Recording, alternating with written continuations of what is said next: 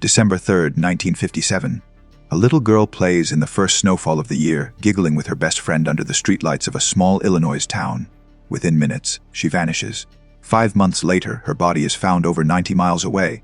For 55 years, no one knows who killed her. Then, a dying woman whispers 3 words that will tear 2 families apart forever.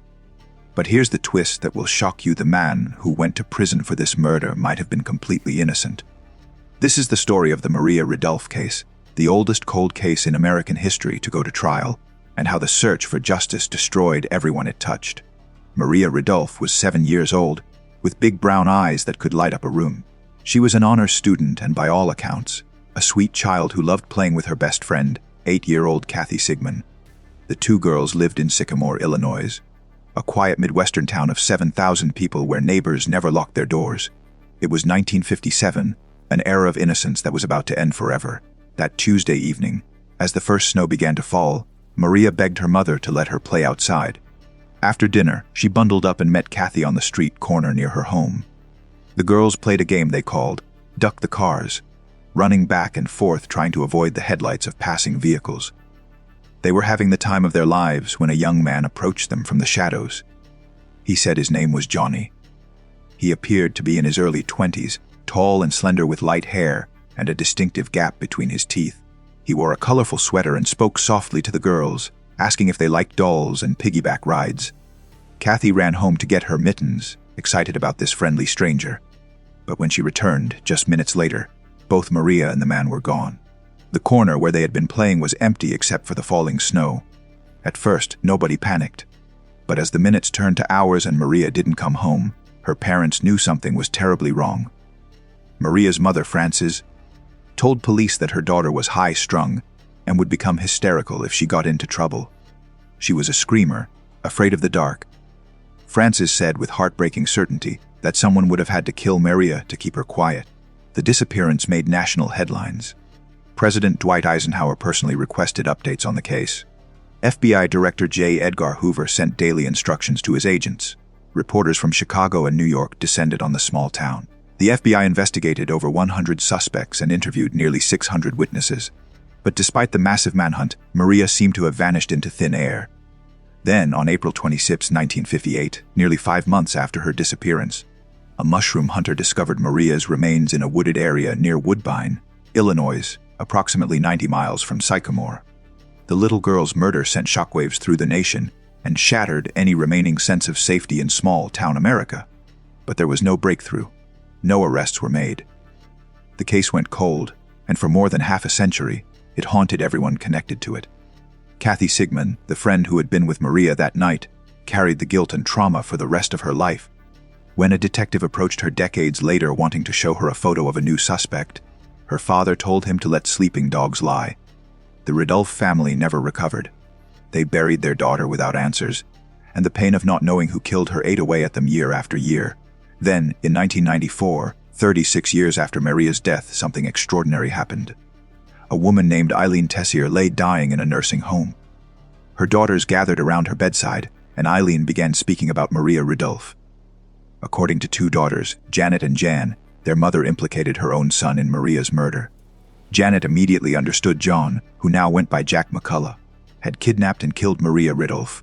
But there was more to this family's dark story. Jan testified that Jack had molested her as a child. Both sisters claimed they had reasons to fear their half-brother. For 14 years, Janet tried desperately to get law enforcement to listen. Nobody would take her seriously until 2008, when she sent an email to the Illinois State Police cold case tip line. This time, someone listened. The Illinois State Police launched a 4-year investigation into Jack McCullough. Back in 1957, he had been an 18-year-old neighbor of the Ridulph family briefly questioned by the FBI. He had changed his name from John Tessier years ago. In 2011, police arrested the 73-year-old at his home in Seattle, where he had been living as a retired police officer. The trial was unprecedented. How do you prosecute a crime from 54 years earlier? Most witnesses were dead. Physical evidence had been lost. The prosecution relied on the deathbed statement and testimony from Kathy Sigmund, now 62, who said the kidnapper looked like a younger McCullough. But there were serious problems with the case. McCullough had always maintained that he had an alibi. He claimed he was 40 miles away in Rockford, Illinois, trying to enlist in the U.S. Air Force when Maria was kidnapped. Old FBI reports from 1957 suggested he had made a collect phone call from Rockford during the time of the abduction. However, Judge James Hallock, who presided over the trial, ruled that these decades-old FBI reports were hearsay and could not be admitted as evidence. The original FBI investigators who could have testified about them were all dead. This decision would prove catastrophic. Without the FBI reports, McCullough's alibi was never presented to the court. The prosecution was allowed to present a hearsay statement that hurt McCullough, the deathbed accusation from his mother, but hearsay that helped him was excluded. On September 14, 2012, McCullough was found guilty and sentenced to life in prison. The Ridulph family finally had their answer after 55 years. Charles Ridulph, Maria's brother who had helped search for his sister all those decades ago, believed justice had been served. The town of Sycamore breathed a collective sigh of relief. But the story was far from over. McCullough's legal team filed an appeal, arguing that the conviction was based on faulty memories, questionable testimony, and a fundamentally unfair trial. They pointed out that the timeline used to convict McCullough had been adjusted 50 years after the fact. In 2016, DeKalb County State's Attorney Richard Schmack conducted a post-conviction review. What he found was stunning. Schmack built a detailed timeline using statements from 21 people, including Maria's family members, friends, neighbors, and passersby. This timeline confirmed what the FBI had originally concluded in 1957. Jack McCullough could not have committed the crime. According to the evidence, Maria was taken sometime between 6:40, 5 and 7 o'clock that evening, not as early as 6 o'clock as the prosecution had claimed at trial. McCullough would have had to be in two places at once. The physical evidence was gone. The key witnesses had conflicting memories after more than 50 years. And the prosecution had relied on the word of a dying woman whose statement was recalled differently by her own daughters. On April 15, 2016, a judge overturned McCullough's conviction. The 76-year-old man walked out of prison after serving nearly 4 years for a murder he may not have committed. As he left the courtroom, he flashed a private signal to his stepdaughter that meant, "I love you," and she broke into tears. The reversal devastated the Ridulph family all over again. Charles Ridulph, Maria's brother, sat in the courtroom and bowed his head as the judge announced the decision. They had believed for 4 years that their sister's killer was finally behind bars. Now they were back to square one, and the pain of uncertainty returned with crushing force. The case remains unsolved to this day. Maria Ridulph's killer has never been found. Think about the destruction this case caused. A 7-year-old girl murdered, her life stolen. Her family spent 55 years in agony, not knowing who killed their daughter.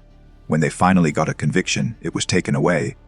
Jack McCullough spent 4 years in prison for a crime he may not have committed. His reputation destroyed. His family was torn apart by accusations and deathbed betrayals. Kathy Sigmund lived her life haunted by the night her best friend disappeared. An entire town lost its innocence. This is what cold cases do. They echo through decades, destroying lives, shattering families, leaving wounds that never close. The Maria Ridulph case shows us that sometimes the pursuit of justice can cause as much pain as the original crime. It raises uncomfortable questions about memory and evidence. And most tragically, it reminds us that some questions may never have answers. If this story moved you, hit that subscribe button right now. The cases that can't be forgotten, and honors the victims who deserve to be remembered. Click the notification bell so you never miss an upload. Every week we dive deep into cases like this one, cases that will make you question everything about justice and truth. If you found value in this video, hit that like button and drop a comment below. Do you believe Jack McCullough was innocent? Should cold cases go to trial when the evidence is this old? Your voice matters. Thank you for watching, and remember, some stories need to be told even when they break our hearts.